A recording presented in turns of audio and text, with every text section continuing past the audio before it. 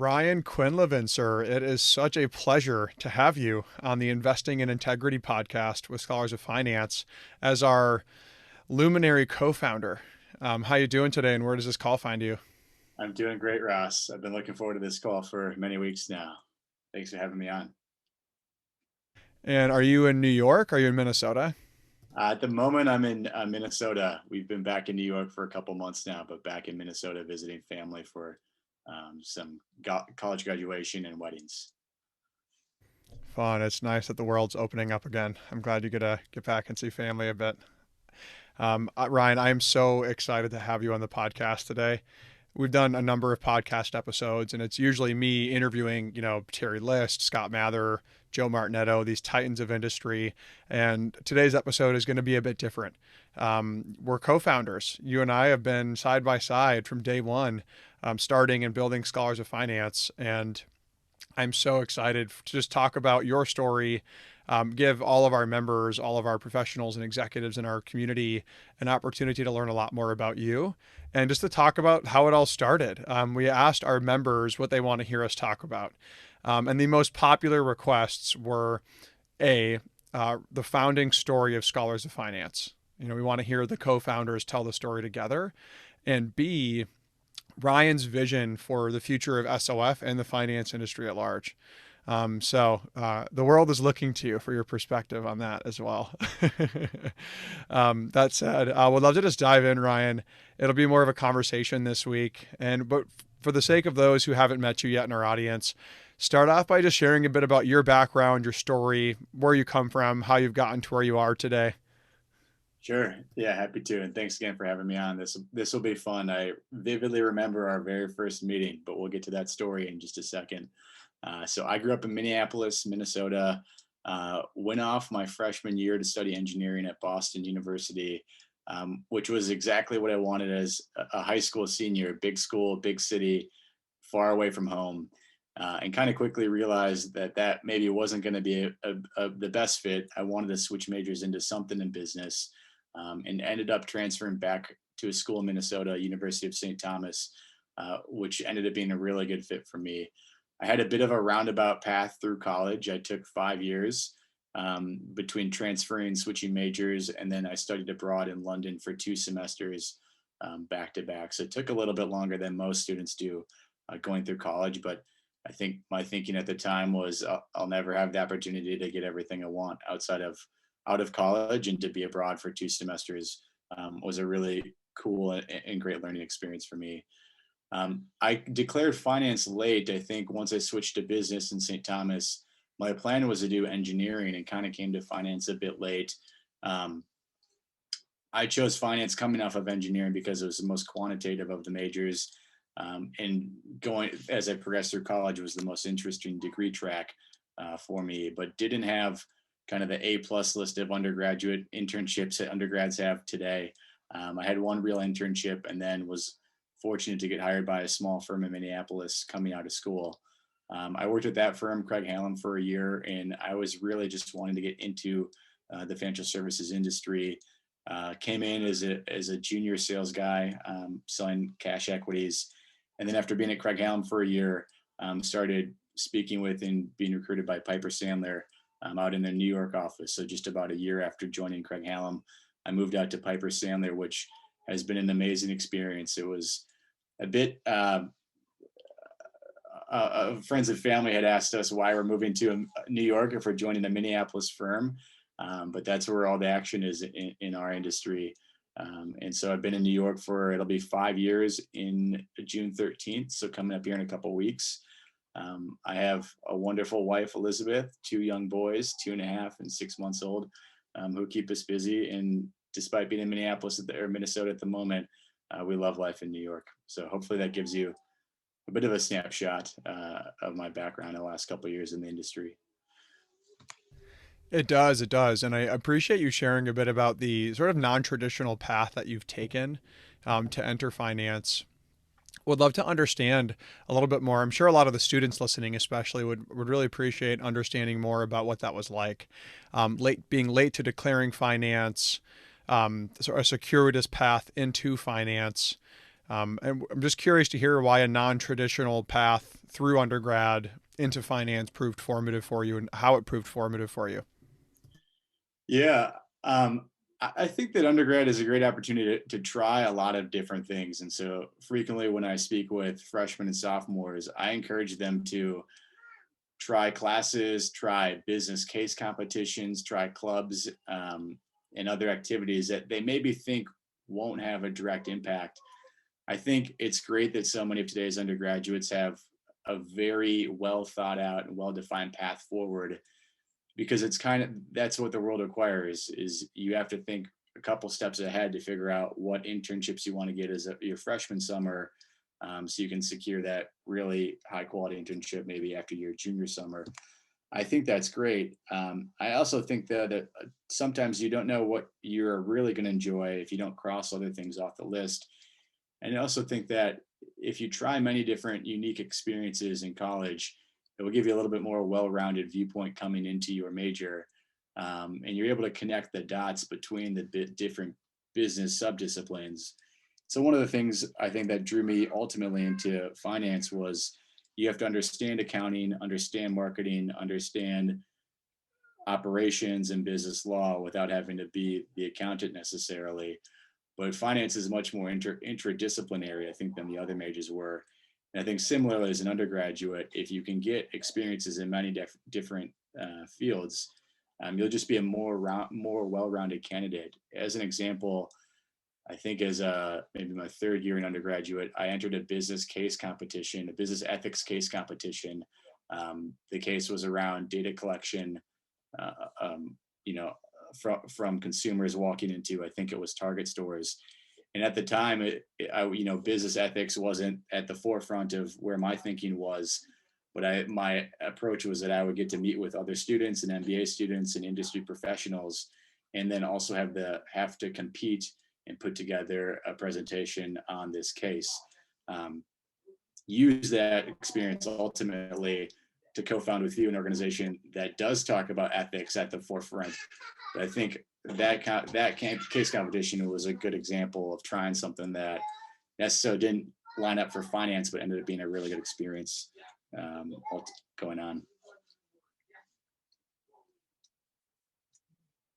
I'm grateful you took the class and did the competition, and that ultimately it informed the longer term path that now has resulted in Scholars of Finance. We'd love to hear a little bit more about how your coursework influenced your thoughts around changing the culture within finance. Sure. So St. Thomas is a Catholic university. I am Catholic. I think at that time in my life, I hadn't previously really considered if or that my faith should influence my work in any fashion. The capstone theology class I took was a course called Christian Faith in the Management Profession. I think it was the best course I took as an undergraduate. It was co-taught by the head of Catholic Studies and a Jewish accounting professor. So it was this really interesting lens into our work as in business and as business people.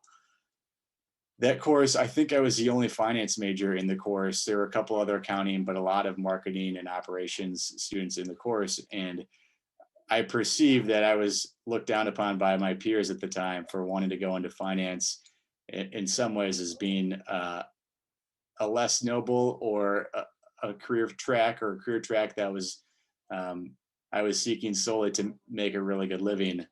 And I really took that to heart. And I think that financial services can do a tremendous amount of good in the world. And one of the reasons I'm so passionate about financial services is I think it's the best lever that we have to design and incentivize creating the future companies and the world that we want all together. But at the end of that course, I had a professor pull me aside and say something to the effect of, I think that, getting to know you over the course of the semester, I think that you could really do a lot to change the culture and trajectory that finance is on. And I think at the time I maybe had that somewhere inside me, but I hadn't thought about it or really realized it. And so I think my recommendation for students would be is number one is sometimes you need someone senior to you to really pull out and tell you the gifts that you have inside you. And with that, don't afraid to share your ideas, your views, or really be known by your professors and by your peers, because it just enriches the discussions that you'll have in class. For all of our students listening, any of our first year analysts, I hope that they are taking notes and paying close attention. Definitely really, really prescient advice, in my opinion. Um, and I think that actually segues really nicely into a discussion about the founding of Scholars of Finance. You and I were both seniors in college at the time, wrapping up our final years together. I was at the University of Minnesota, and you were at the University of St. Thomas in beautiful, sunny for 5 months out of the year, Minneapolis. And we, of course, met at this fated Chartered Market Technicians Association meeting. Would love to hear your story of the founding of Scholars of Finance from your vantage point. So I had taken the St. Thomas shuttle downtown. I want to say it was a Tuesday afternoon, because I think that was the day that the CMT meetings were. And it was being held in Piper Sandler's office, which I was excited to be downtown and to have a chance to go into Piper's office. And I stepped off the elevator, and you were there greeting everyone who was coming into the meeting. And you were so excited because Ralph Acampora was speaking today, the godfather of technical analysis, was at the Minneapolis Chartered Market Technicians Association meeting. And I remember meeting you because I think you were interning at Piper at the time. And I was just so impressed by you had your magnetism, your smile. You were so welcoming, so confident. And after the meeting, I think I had introduced myself to you and said, hey, I'm head of the investment club at St. Thomas. Why don't we get our respective finance schools together and do some sort of a social event?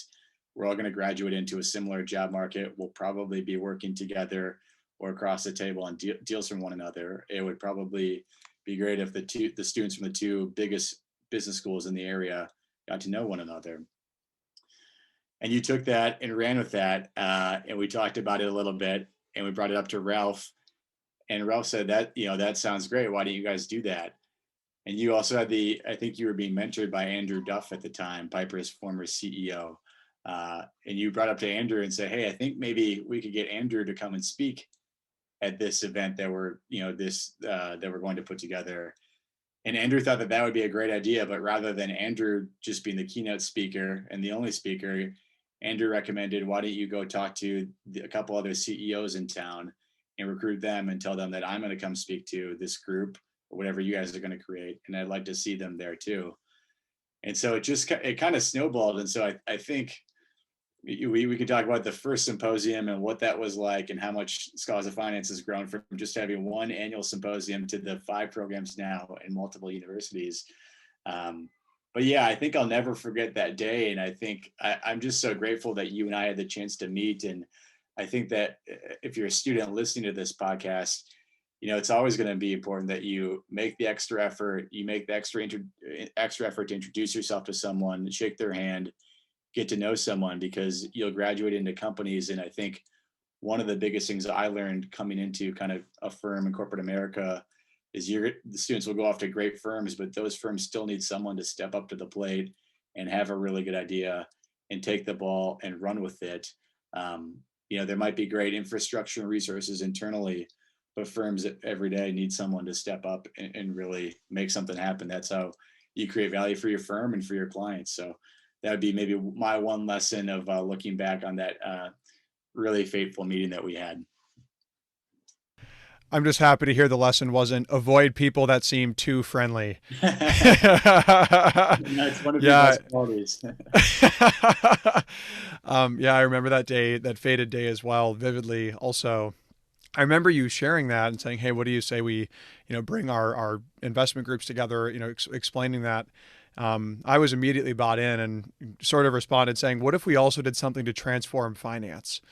And you and the other St. Thomas students you were there with sort of looked at me like I had 3 heads, and were like, sure, whatever that means. Let's just talk about a happy hour. And that I think when I came back to you a few weeks later after my next meeting with Andrew Duff and said, hey, I've got Andrew Duff, the CEO of Piper Sandler, to come and speak on principled leadership in finance. Clearly what seemed like this kind of amorphous pie in the sky idea started to take shape.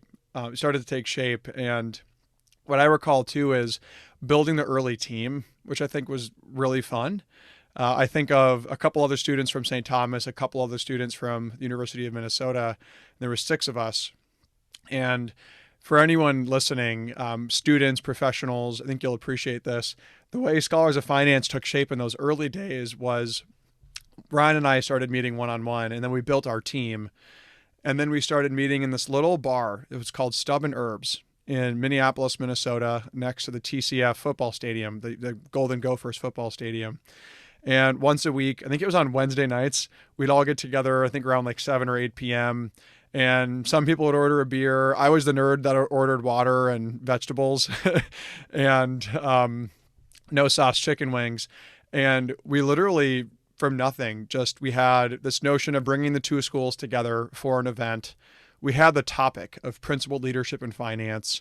We had this goal to 2 goals really to connect the members of our universities with professionals, with each other, and then also to inspire principled leadership and stewardship and finance.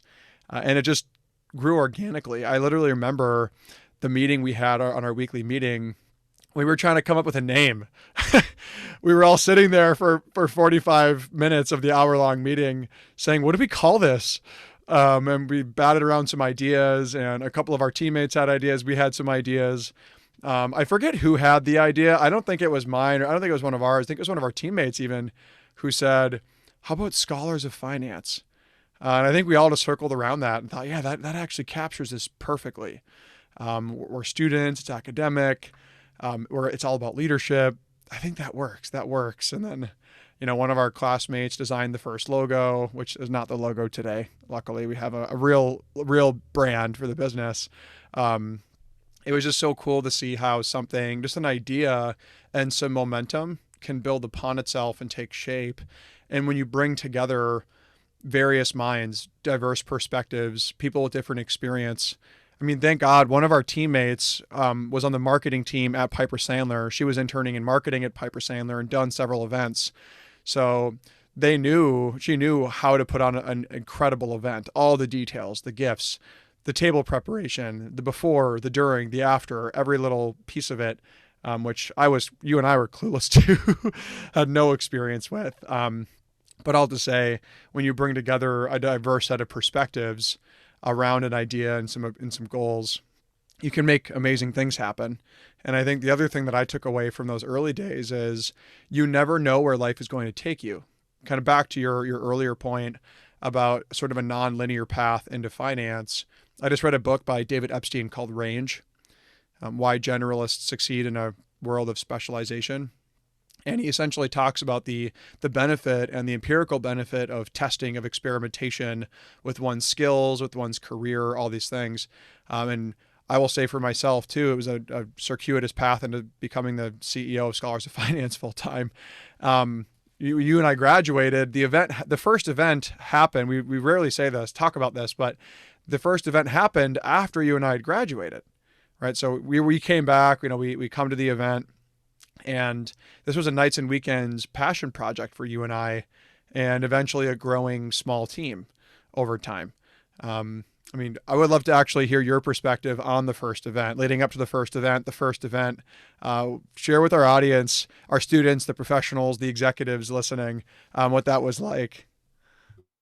Yeah, there was a lot of work that went into it, and a lot of work that happened in the final moments and days of it. I think, Ross, you're very good at running a team and managing all the various tasks. I think it was important. Our team was complementary to one another. There were a lot of things that I didn't think about: name cards, thank yous, gifts for the speakers.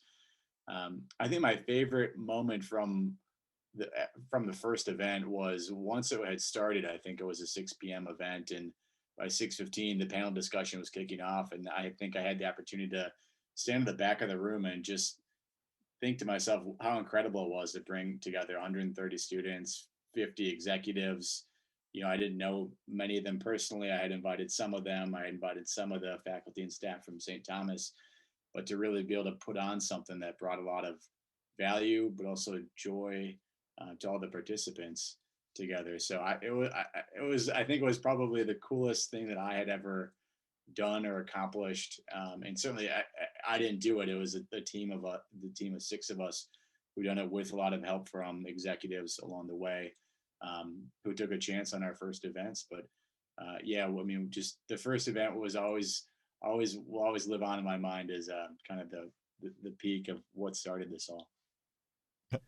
Right, right. And then, of course, after the first event, I remember at the end of the evening, several executives coming up to us, even several students saying, "Hey, when you do this again next year, please invite me. I want to be here." And you and I looked at each other at some point in the end of the night and we're like, "Hey, did a bunch of people say that they're expecting us to do this next year?" And you were like, "Yeah." How about you? I'm like, "Yeah, same." And it became an annual event by popular demand. Really, we thought this was going to be a one-off initially, but there was so much, I think, need for it that we had our second event. Um, it was really cool. I thought after the first event when we had a few people from that first event step up. Rob, Chad, if you're listening to this podcast, step up. Nico as well, and step up and get involved to help run future symposia. Um, Remember Rob and Chad now passing the torch to them, right, their senior years, so they could run the event, and us serving as advisors, as we had our day jobs. What was it like in those early days of kind of the next phase for you as we moved into our careers and we saw this growing as our nights and weekends passion project? Yeah, I think at first it was an event that we had done and could be really proud of as seniors. And then it was, well, is that something that we just left in college, or is that something that's enduring that will live on? And it wasn't until after the second event that I really realized, hey, I think we have something here that's really valuable and should continue on. It's interesting bringing on a new team that weren't co-founders.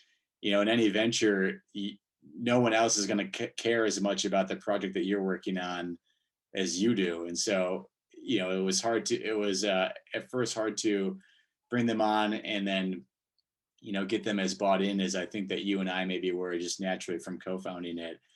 I think the flip side of that though is, as a leader, it's one thing to do it yourself, but as a leader, in order to lead a team, by definition, you have to inspire other people to take on that mantle and to do the work and to work through them, and build them up and give them those skill sets.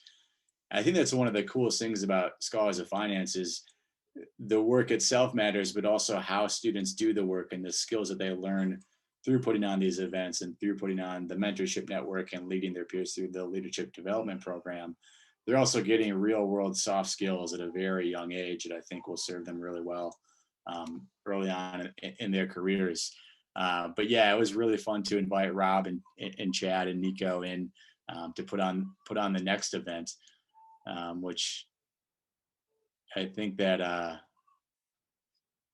I think just like it goes to show that not only was the event needed in Minneapolis, but we had other students willing and excited to step up.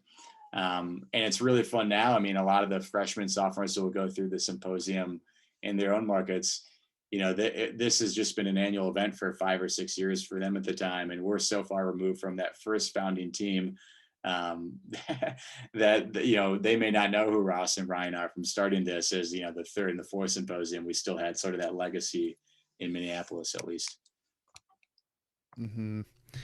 And now fast forward, and there have been symposia, well, at least virtually, in San Francisco, in Chicago, in the broader Northeast. It's cool to see where it's come. Yeah, at our second event, I remember at the end, Richard Davis, who was then CEO and chairman of U.S. Bank, one of our keynotes, literally grabbing us by the lapels of our suits and kind of bringing us close, nicely, gently, but bringing us close and saying, "Gentlemen, well done. Finance needs this. You need to do this for more students at more universities in more cities. And I will help make sure it happens. And I want a C-suite executive at my firm on that stage talking about this important subject every year. Promise me you'll commit to growing this." And of course, inside, I'm like, "What do you say to the CEO of the fifth largest bank in the United States?" "Yes, sir. Thank you, sir. Absolutely, sir." And I remember him walking away. We had a couple of moments to chat. He walks away, and you and I look at each other like, "Did that just happen?" No, that did just happen. Um, back to your earlier point about the importance of, for the executives listening right now, the importance of leaders empowering and inspiring and really elevating the younger people on their team, whether VPs, associates, analysts, students themselves. I know for both of us, we've both had leaders in our lives help us see the potential that we had that we couldn't see in ourselves. Similarly, they helped us see the potential in scholars of finance that we couldn't see in it ourselves at the time. And so I've been so grateful for the leaders in the process in the early days, really encouraging us and spurring us on. But then, you and I took that and we did our research, right? So we went and we did a 5 C's analysis. We asked ourselves, does finance really need this? And of course, we found there are no organizations. We can't find any organizations at a number of universities or even in a centralized fashion that are teaching ethical leadership, principled leadership in finance specifically to undergraduate students. When we found that research shows between age 18 to 24, it's one of the most formative times in a person's life in the U.S., at least in Western society, in terms of them forming their identity, constructing their values, determining who they are and what they stand for. And I just remember thinking, gosh, there are just tens of thousands of young people going into finance and financial services, like our peers, every single year. And there's maybe a perfunctory ethics class taught out of a textbook, which is not how character is built. Or maybe they learn some basic values and principles growing up from their parents or, at a church or something.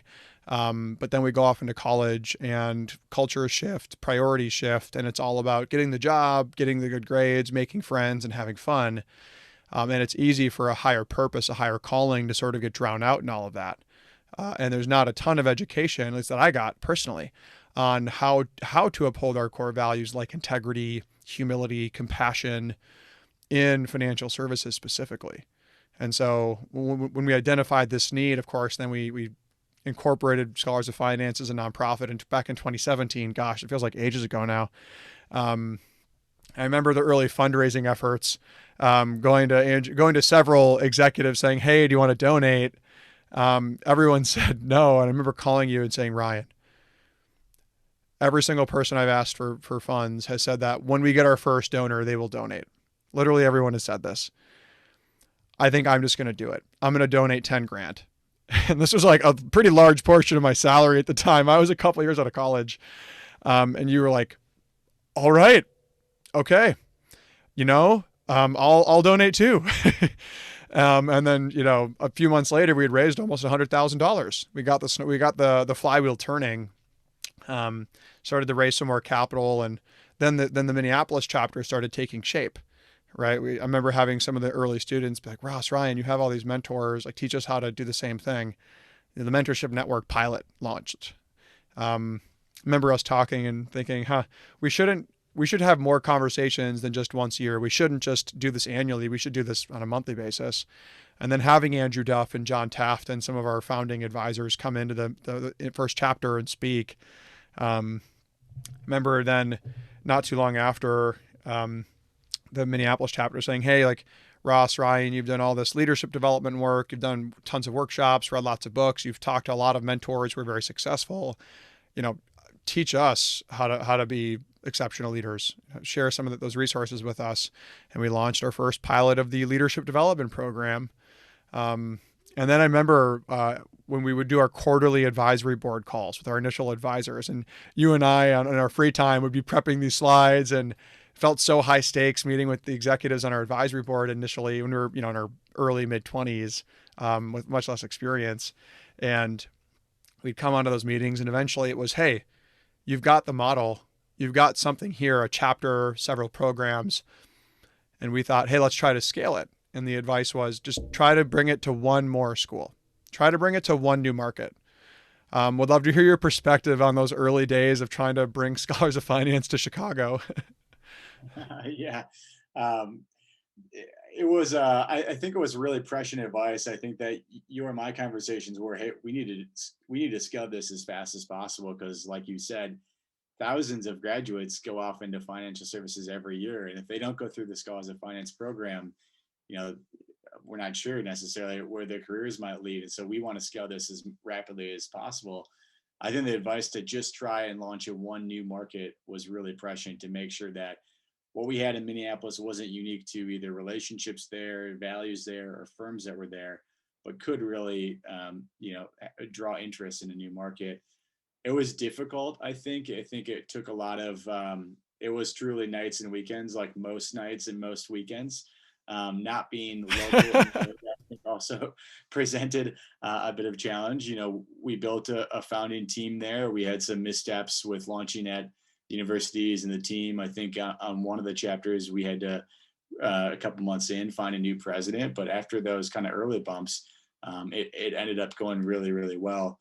I wanted to go back and make one other point to your point earlier about you never know where your path will go. And so David Bach, one of our, I think maybe the first or second president at the University of Minnesota chapter, it was kind of our shining example early on. David was someone I met when he was, I think, a sophomore, when we were interviewing him for a leadership position in the chapter, and then went on to become just an A+ president, is now moving into to a firm in a private equity firm.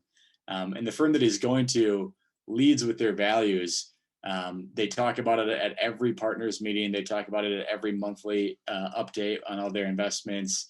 It sounds like a very much focal point of the firm. And so I asked David if that was something that he was necessarily looking for, or if it was just, a bonus. And he said it wasn't necessarily top of mind, but he did sort of remark that the culture of the firm he's going to reminds him very much of the Scholars of Finance culture that he came from.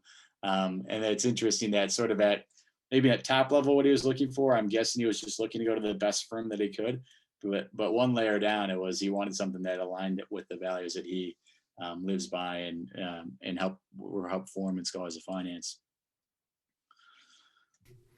Yeah, I appreciate you sharing David's story. I remember meeting him. He came to the symposium as a freshman initially, and knew someone there, so like joined us, I believe, at the after party, and then the following year applies to be in the chapter, like you said, and goes on to be the president multiple times. He helped design our first leadership development program.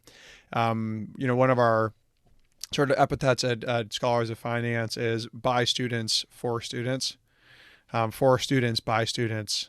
Forgive me. And when we say for students by students, it's cool to see how much the students continue to evolve and iterate on the model for Scholars of Finance to keep it relevant, keep it topical with material and content that's on top of people's minds.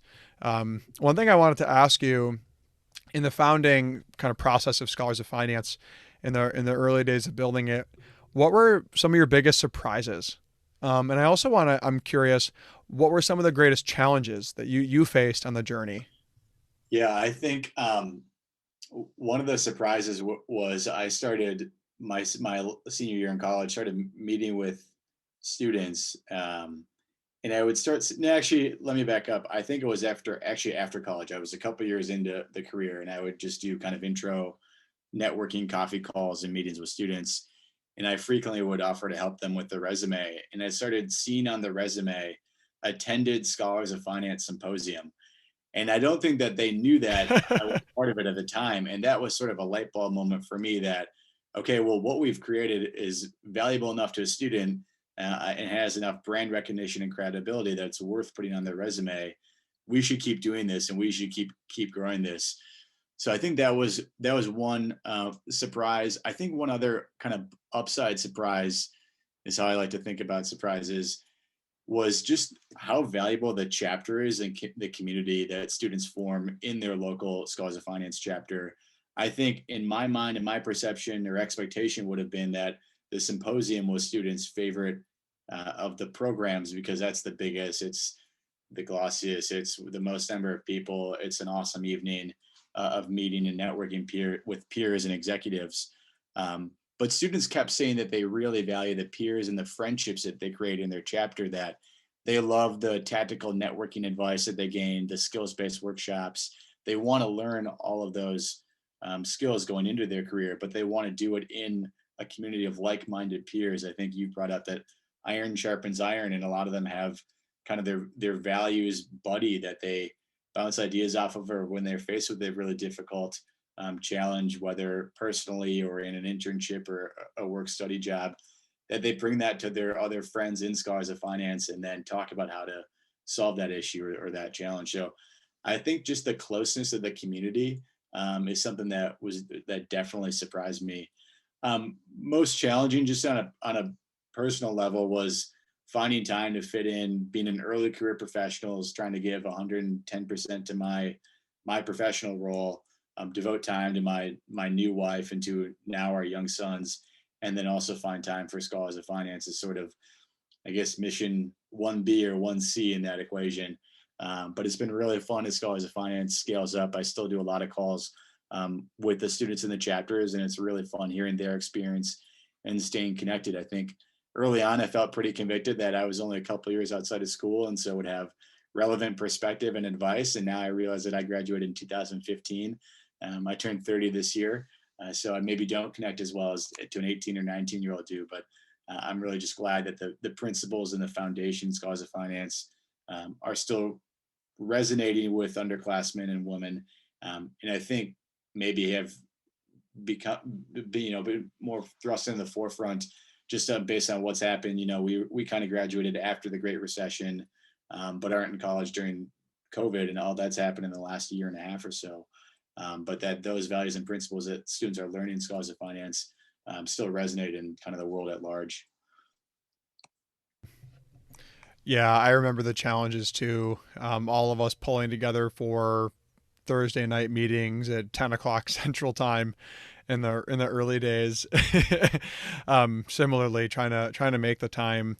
It was challenging, but so rewarding, honestly. And I think seeing the outcomes and the impact of Scholars of Finance. I think shifting to what's been most rewarding in the founding process is just seeing the results. We think back to late 2019 when I stepped into the CEO role full time.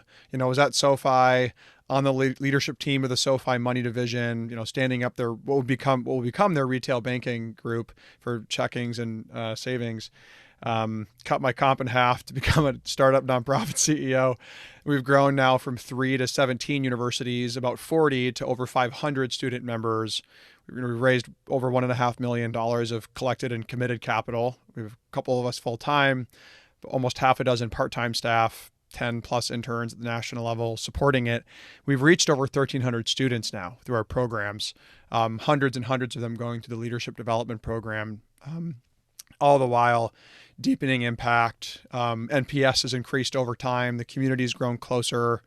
It's been amazing to see, and there's so much potential in front of us. There's so much potential in front of us. We often will talk about being at hundreds of universities, if not thousands, globally one day, and in years from now, reaching not even just thousands, but tens of thousands of students, around the world each year, and kind of 10 years from now, let's say, and then 30 years from that day, 40 years from now, all the CEOs, CFOs, CIOs, the partners, the managing directors, they are all, or many of them were Scholars of Finance. And before they even got in the industry, they had a clear sense of purpose, of an altruistic mission to help others, make the world better, solve problems, create stability in the world economically. And they developed a set of core values and principles to live by, and they made it to the top for the right reasons while doing the right thing. And that vision is so exciting. And I know for you, as one of my, not only my co-founder at Scholars of Finance, but we've become best friends in the process. Knowing you intimately, I know that you are always studying, you're always reading, you're always learning, you're always sending me awesome articles, excellent articles in my opinion. And you're always evolving your views on finance and the world more broadly. So I know our students would love to hear, and I'm sure other, the professionals, the executives, and investors listening would love to hear what your vision is for the future of SOF, but also for the finance industry more broadly. Yeah, thanks, Ross. It's fun to hear about the vision that you have for Scholars of Finance and what you found most rewarding, because it closely ties into I guess my own views. I think the early vision for Scholars of Finance, we touched on it earlier, was to connect to universities, to put Minneapolis a bit more on the map in financial services, and then to teach our peers the importance of ethics and stewardship in financial services. And then also as a way to give back, it's Scholars of Finance is and always will be for students and by students.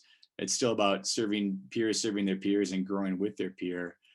A mentor had said, you build a great investment bank and a great firm from the bottom up. And so I think that's how we think about what we're trying to do for financial services is every year have students who've come and been part of their local SOF chapter for hopefully 4 years, maybe 3 years, but go off and graduate into a great firm. And so it's sort of this infinite game of building financial services from the bottom up. And we sometimes get asked whether, Scholars of Finance is as a response to the financial crisis, or that there's an assertion that financial services is somehow lacking in the morality or integrity department. And that's not our case at all. I think our base case is that 99.9% of the people in financial services are the most upstanding and morally just people out there, just, because of the importance that finance has in the world at large, being such a great lever, touching every sector of the economy.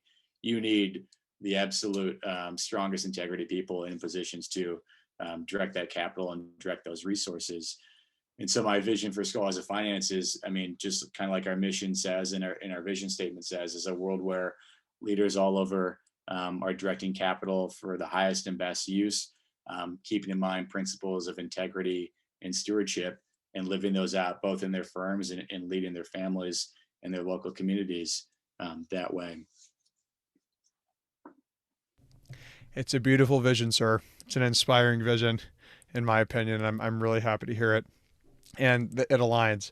That's one thing I've been really grateful for. You hear about so many startups and companies where the co-founders sort of have this divergence at some point, and there's like a co-founder breakup, co-founder divorce.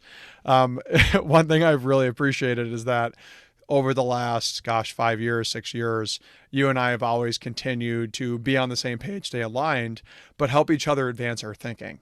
I've really appreciated how much I've been able to learn from you in the process. And even as I stepped into SOF full time, and you remain in industry full time, I've really appreciated you keeping me abreast on current events, opinions you're hearing on the street, topics that I should be staying on top of and make sure that I'm, conscientious about and educated on. So I very much appreciate that. Another question I wanted to ask too was about some of the pitfalls that you think we need to be mindful of. What are some of the risks, some of the traps that people in finance need to be conscious of as we move towards that vision? What do we need to be vigilant about? Yeah, and you're asking for practitioners as practitioners in financial services rather than Scholars of Finance as an organization. Yes. Yeah, Yeah. both. I would really say for our students, right, who are preparing to be investors, who are preparing to be in finance, what are those pitfalls they need to be aware of over time? And I guess your answer will apply to any investors listening to the call as well. Yeah, I think that from my vantage point, working in stocks and in selling equities, I don't see a lot of bad behavior, malfeasance, maybe some exuberance, but there's not anything that specifically worries me about where the market is or where investors are allocating capital. There have been some wonky things happening over the last 12 months, which is probably a topic for another conversation. I think that really we're trying to give students the opportunity before they get into their career in financial services, they've thought about the tests that they might undergo. I think that my perspective as an undergraduate was pretty simplistically that I'm a good person. I know the difference between right and wrong. I'll never cross that boundary. I'll never make that decision. I took business ethics from a textbook where I had all the facts and information and the benefit of knowing there was a clear-cut answer and knowing that it was just based in a textbook. And I think that what I've learned is, once you get into the industry, is you do handle sensitive requests and sensitive material, and there's a lot more subjectivity available to everyone, maybe than I had thought about. There's not necessarily a clear-cut answer for how to value a company. There's a lot of decisions and opinions that may go into that. And so giving young people the opportunity to think about when you're asked to do something or expected to do something that maybe is legal but not necessarily right, what are you going to do in that situation? Or do you have someone else outside your firm or outside of your, direct report that you can go talk to and say, this is what I'm being told to do. Is this what you would recommend doing, or what would you recommend a different course of action? But just so they have those proof points, because oftentimes, it's little decisions in the moment that kind of, you don't have the benefit of a time to think about it, that you're just forced to react, or you have a deadline that's strict and you need to turn a deck or a model or a report. um, and just so that students have thought about it ahead of time, the decisions that they would make in that situation, going forward. I think with Scholars of Finance is, we started Scholars of Finance principally to focus on values and ethics. I think our mission has expanded from there, but I always want to make sure that we keep coming back to that core mission. Diversity of thought and inclusion, and making finance a more inclusive place, I think, is something that the world has sort of woken up to, the need to do so. But and we've added it as a component of the work that we're doing, is to increase DEI in financial services, but to always stay true to that core mission, and that keep alignment with the mission of the organization. Yeah, yeah, mission creep. It can be the cancer on an organization that ultimately halts it from being in existence. Right? It is, if we try to serve everyone, we serve no one. That whole notion. I know we said a lot of that in the beginning days of Scholars of Finance. A lot of people saying, "Well, why Scholars of Finance? Why not Scholars of Finance and Consulting?" Or why not Scholars of Tech? I got that a lot out here in Silicon Valley, um, personally, when I was at SoFi and Twitter and other firms. And our answer was always, if you serve everyone, you'll serve no one. Um, we actually believe that helping to teach, inspire character and integrity, ethics, values in undergraduate students entering finance and investing is one of the most high impact, high leverage ways, no pun intended, to make a enormous difference in the world, to make the world better, to solve all these massive systemic problems that we see. Um, it sort of brings up a question about the mission of finance itself.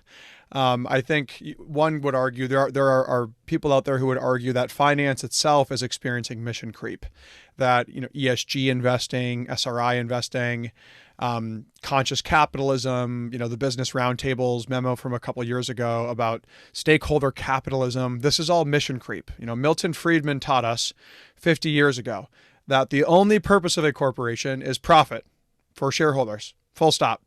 And anything done that drives profit is important. But I think that the mission of finance, and part of our work at Scholars of Finance, is to make sure the mission of finance itself as an industry is directed towards the greater good, right? Doing the most good possible. Making sure that there is regard for environmental impact, regard for inequality and equity, some of the things you mentioned, even making sure that financial activity is actually impacting the real economy, right? Actually putting capital to use for its highest and most productive purposes, as manifested by the tangible impact that it has on the lives of citizens and consumers. And so I would love to hear your thought more on the finance industry and how you think it's evolving, some of the directions it's heading in, and what your hopes are in that process as finance continues to evolve in society.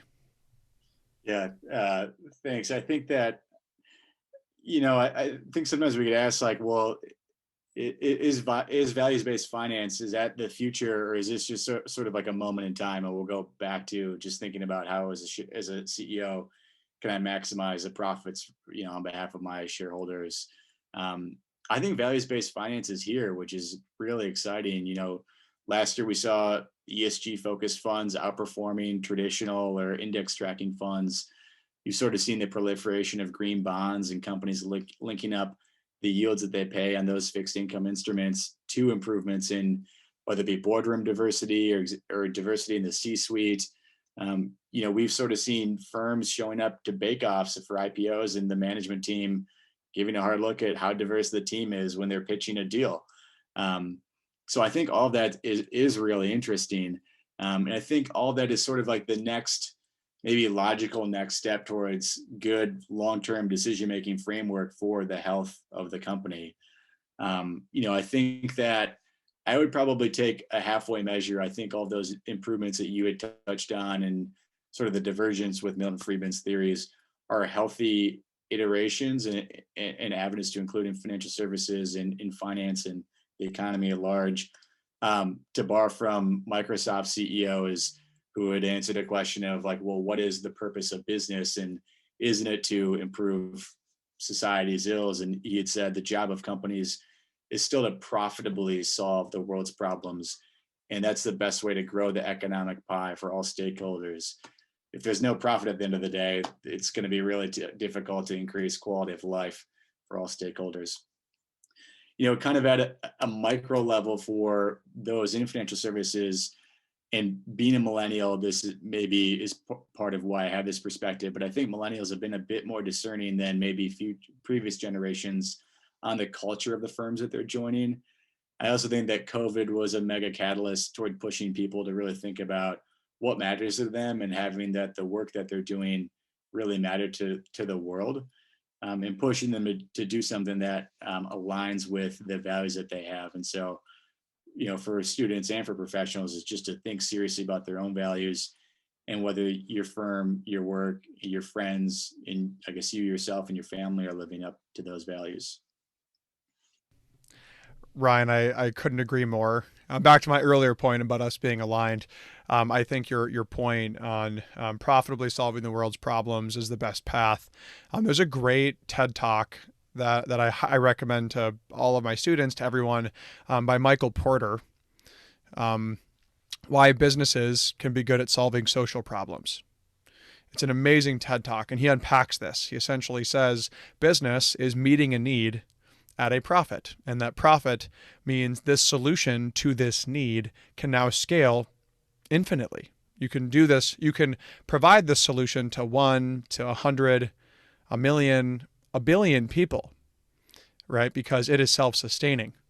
And so I think, for all of our students listening, for the investors listening, I think we just need to be mindful of the needs that we're meeting. Are we meeting the most important needs? Are we meeting real needs? I was talking to someone about values-based investing, and they were saying, do we really need more casinos? Do we really need more, mobile casinos that just suck 99 cents or $10 out of someone at a time, hooking them through addiction loops, through dopamine triggers, and just sapping their money out of them? It's a really interesting point. Or do we need more health food companies? Do we need more med tech, more education, right? What needs are we going to solve profitably? When businesses through advertising and marketing can create demand, they can create perceived need. What perceived needs are these businesses creating? And are those needs and meeting those needs in the best interest of everyone? So I think that's something I often have been talking about, and I'm still thinking about more, and I'm super curious to keep learning about and expanding my own views on. Yeah, just also turned 30 this year as well, as you mentioned earlier for yourself. So definitely see myself still as a child, an infant really, in the process of understanding the complexity and grandiosity of the financial system, and how we engineer it collectively to do the most good, to grow the pie profitably while solving the world's most pressing problems as well. That said, Ryan, we're coming up on time here, and I want to just throw you one last question. And it's a bit of a softball. It's a bit of a softball question that I've been throwing all of our guests so far. I've stepped into Scholars of Finance full time, so I'm a bit more biased when I encourage people to get involved. And you continue to work full time at Piper Sandler while also helping lead Scholars of Finance, vice chairman of our board, the chair of the executive committee, as our co-founder, and very involved with students. So the question is, how and why would you encourage our listeners to get involved in Scholars of Finance, whether students or investment professionals? That's a good question, and a good question to wrap up on. I think for a student is your involvement in Scholars of Finance is you're doing something that not only really matters to the world, but will matter for you in your education and in your future career track. It's an opportunity to interface and have a reason to reach out to executives and other people in your network that maybe would meet with you for an intro meeting, but if they see you're involved in Scholars of Finance, or they're not aware of Scholars of Finance, and it's an opportunity to add value to them in their lives and get them interested and involved in Scholars of Finance, that will be a reason to connect with more people than maybe you would have otherwise. In addition to what you learn in the amazing community of peers and friends across the country at the 17 different chapters you'll have to meet. For, I think, professionals, it's similarly, it's an opportunity to meet really amazing other speakers, other mentors, other advisors, and connect with a peer of like-minded people across the country, whether the company you're at embodies similar principles and values, or you don't have, maybe you don't have that similar culture at your firm, and you need a family of people who believe what you believe too.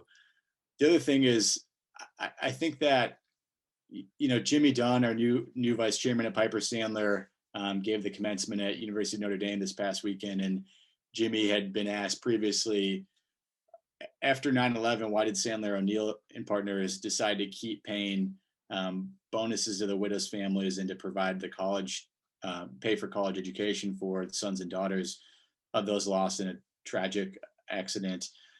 And Jimmy said, we knew right away that the decisions that we made would echo in those families' lives for generations. And so I think sometimes it's easy, if you're only going to a firm for 2 years on an investment banking stint and your plan is to go off and do something else, of, why should you add on Scholars of Finance or your involvement into that? But for other professionals who view it a bit differently, is your work and how you live in the world does echo in your community, does echo in your kids' lives and their kids' lives, and just to live the best way that we can and make the greatest impact in our communities, both local and nationally, as I think Scholars of Finance is increasingly doing. Amazing. Thanks, Ryan. Appreciate you sharing. To our audience listening, I hope you'll take Ryan's word for it. To our students, hope you'll get involved and get other people involved, continue to invest. And to all the investors listening, hope that you're able to find some really, really impactful community here at SOF. Ryan, thanks so much. Appreciate having you on the Investing in Integrity podcast. We'll have you back time and time again, I'm sure, a number of times in the future. Super grateful for you. Thank you for everything you do for Scholars of Finance, for our community, to help advance our vision and our mission. And I am so excited to have you on again, but also to see what we accomplish in the months and years ahead together. And hope you and the family and everyone have an amazing Memorial Day weekend. Yeah, thanks, Ross. This was really fun reliving the beginning of Scholars of Finance together. It's great to see you. I'm so grateful that you stepped into the role as CEO a couple of years ago, because I have no doubt that the organization and the impact on the world would not be growing nearly as quickly if not for you stepping into the seat. So I love what we're doing together. It's been great fun to be best friends throughout the process. And every year, I think we were excited early on, and every year in our yearly planning, I think, oh my gosh, the impact is going to be so much bigger this year than it was last year. And so just grateful for the advisors, for those who have decided to invest in what we're doing at Scholars of Finance, their time, monetarily, connections, and then for all the students. I mean, none of this would happen without the students who day in and day out are really leading the organization, with just some support structurally from you and Stephen in the CEO and COO's office. So yeah, really grateful to the whole team, and anyone who's listening. Hope you decide, if you're not already, get involved in Scholars of Finance, whether by reaching out to Ross or visiting the website. There's a great donate tag on the website. But yeah, hope to be a team or at a speaker series soon. Ryan, I'll have to bring you on to more of my phone calls, all my fundraising calls to end on our donating calls with that. Thank you. It's great having you, Ryan. Hope you have an amazing weekend. I'm sure everyone enjoyed this conversation and can't wait for the next one. Yeah, we'll talk to you soon, Ross.